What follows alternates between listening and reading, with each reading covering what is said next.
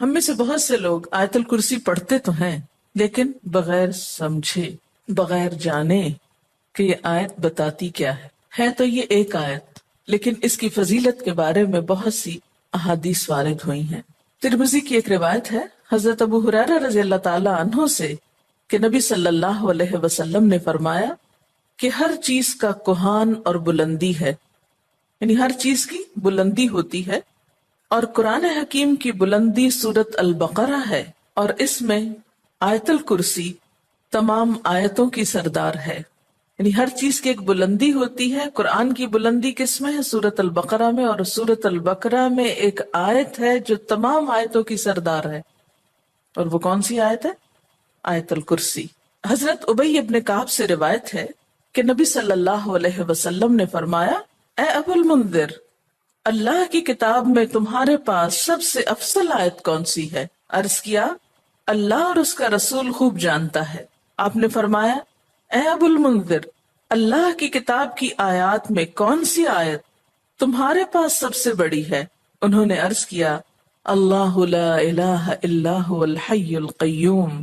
تو آپ صلی اللہ علیہ وسلم نے میرے سینے پر ہاتھ مارا اور فرمایا، ابو المنذر، تمہیں تمہارا علم مبارک ہو، یعنی واقعی یہ آیت سب سے بڑی آیت ہے۔ اس کے بارے میں آتا ہے، جو شخص ہر فرض نماز کے بعد آیت الکرسی پڑھ لے، اسے جنت میں جانے سے کوئی چیز نہیں روکے گی سوائے موت کے۔ اسے ابن مردویہ نے روایت کیا ہے۔ اللہ تعالیٰ نے حضرت موسیٰ بن عمران کی طرف وحی کی کہ ہر فرض نماز کے بعد آیت الکرسی پڑھ لیا کرو۔ جو شخص یہ کرے گا میں اسے شکر گزار دل، ذکر کرنے والی زبان دوں گا۔ اس پر ہمیشگی صرف نبیوں سے ہوتی ہے، یا صدیقوں سے، یا اس بندے سے جس کا دل میں نے ایمان کے لیے آزما لیا ہو، یا اسے اپنی راہ میں شہید کرنا چاہتا ہوں۔ یعنی اس آیت کی پابندی ہر فرض نماز کے بعد اللہ کے خاص بندوں سے ہی ہوتی ہے۔ بس اپنے آپ کو چیک کر لیں کہ آپ ان میں شامل ہیں کہ نہیں۔ کیونکہ ہم نماز میں کچھ سوچتے رہتے ہیں، جو ہی سلام پھیرتے ہیں پھر بغیر کچھ سوچے سمجھے جو سوچ رہے ہوتے ہیں اس کو بیان کرنے لگتے ہیں، اور یہ بھول جاتے ہیں کہ یہ وقت آیت الکرسی پڑھنے کا ہے۔ لیکن جب انسان کا دل اللہ کی طرف مائل ہو جاتا ہے تو پھر نہیں بھولتا۔ نبی صلی اللہ علیہ وسلم نے یہ بھی فرمایا کہ جس گھر میں آیت الکرسی پڑھی جائے اس گھر سے شیطان نکل جاتا ہے۔ اس کے بارے میں ایک روایت ہے جو بخاری کی ہے، صحیح حدیث ہے۔ حضرت ابو ہریرہ رضی اللہ تعالی عنہ کہتے ہیں کہ آپ صلی اللہ علیہ وسلم نے مجھے صدقہ فطر کی حفاظت پر مقرر کیا۔ فطرانہ جمع ہو رہا تھا اور آپ نے اس کی حفاظت کے لیے ان کو ایک طرح سے چوکیداری دی۔ کوئی شخص آیا اور غلہ چوری کرنے لگا، میں نے اسے پکڑ لیا اور کہا، میں تجھے رسول اللہ صلی اللہ علیہ وسلم کے پاس لے جاؤں گا۔ وہ کہنے لگا، میں محتاج ہوں، عیالدار ہوں، سخت تکلیف میں ہوں، چنانچہ میں نے اسے چھوڑ دیا۔ جب صبح ہوئی تو آپ نے مجھ سے پوچھا، ابو ہریرہ، آج رات تمہارے قیدی نے کیا کہا تھا؟ میں نے کہا، یا رسول اللہ صلی اللہ علیہ وسلم، اس نے محتاجی اور عیالداری کا شکوہ کیا تھا، مجھے رحم آیا تو میں نے اسے چھوڑ دیا۔ آپ نے فرمایا، دھیان رکھنا، وہ جھوٹا ہے، وہ پھر تمہارے پاس آئے گا۔ چنانچہ اگلی رات وہ پھر آیا اور غلہ اٹھانے لگا، میں نے اسے پکڑ لیا اور کہا، آج تو ضرور میں تمہیں نبی صلی اللہ علیہ وسلم کے پاس لے جاؤں گا۔ وہ کہنے لگا، مجھے چھوڑ دو، میں محتاج ہوں، عیالدار ہوں، آئندہ نہیں آؤں گا۔ مجھے پھر رحم آ گیا اور میں نے اسے چھوڑ دیا۔ صبح ہوئی تو آپ صلی اللہ علیہ وسلم نے مجھ سے پوچھا، ابو ہریرہ، تمہارے قیدی نے کیا کیا؟ میں نے کہا، یا رسول اللہ صلی اللہ علیہ وسلم، اس نے سخت محتاجی اور عیالداری کا شکوہ کیا، مجھے رحم آ گیا تو میں نے اسے چھوڑ دیا۔ آپ نے فرمایا، دھیان رکھنا، وہ جھوٹا ہے، وہ پھر آئے گا۔ چنانچہ تیسری بار میں طاق میں رہا، وہ آیا اور غلہ سمیٹنے لگا۔ میں نے کہا، اب تو میں تمہیں ضرور آپ صلی اللہ علیہ وسلم کے پاس لے جاؤں گا، اب یہ تیسری بار ہے، تو ہر بار یہی کہتا ہے کہ پھر نہ آؤں گا، مگر پھر آتا رہا۔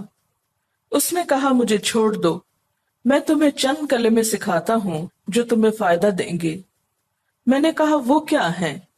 کہنے لگا، جب تو سونے لگے تو آیت الکرسی پڑھ لیا کر، اللہ کی طرف سے ایک فرشتہ تیرا نگہبان ہوگا اور صبح تک شیطان تیرے پاس نہ آئے گا۔ صبح ہوئی تو آپ صلی اللہ علیہ وسلم نے مجھ سے پوچھا تیرے قیدی نے آج رات کیا کیا؟ میں نے آپ صلی اللہ علیہ وسلم کو ساری بات بتلا دی تو آپ صلی اللہ علیہ وسلم نے فرمایا اس نے یہ بات سچی کہی حالانکہ وہ جھوٹا ہے۔ پھر آپ نے مجھ سے کہا ابو ہریرہ جانتے ہو 3 راتوں سے کون تمہارے پاس آتا رہا ہے؟ میں نے کہا نہیں۔ آپ صلی اللہ علیہ وسلم نے فرمایا وہ شیطان تھا جو انسانی شکل میں آ رہا تھا۔ اچھا آپ نے دیکھا ہوگا کہ بعض لوگ اس بات کی شکایت کرتے ہیں کہ ان کے پیسے لاکر میں سے اور تالے میں سے چوری ہو جاتے ہیں، ایک ایسی جگہ سے ان کے پیسے چرائے جاتے ہیں کہ جس کی چابی ان کے سوا کسی اور کے پاس نہیں۔ یہ بھی احتمال ہو سکتا ہے کہ اسی قسم کا کوئی شیطان آ کر ایسی حرکت کرتا ہو، تو اس کا حل یہی ہے کہ انسان سونے سے پہلے آیت الکرسی پڑھ کر چاروں طرف پھونک مارے تو پھر حفاظت ہو جاتی۔ آپ گھر سے نکلنے لگے یا ایسے اپنے لاکر کو لاک کرنے لگے تو آیت الکرسی پڑھ کر اس پر پھونک مار دے تو اللہ تعالیٰ ایک چوکیدار مقرر کر دیں گے، ایک فرشتے کو، پھر کوئی نہیں چرا سکے گا اس کو۔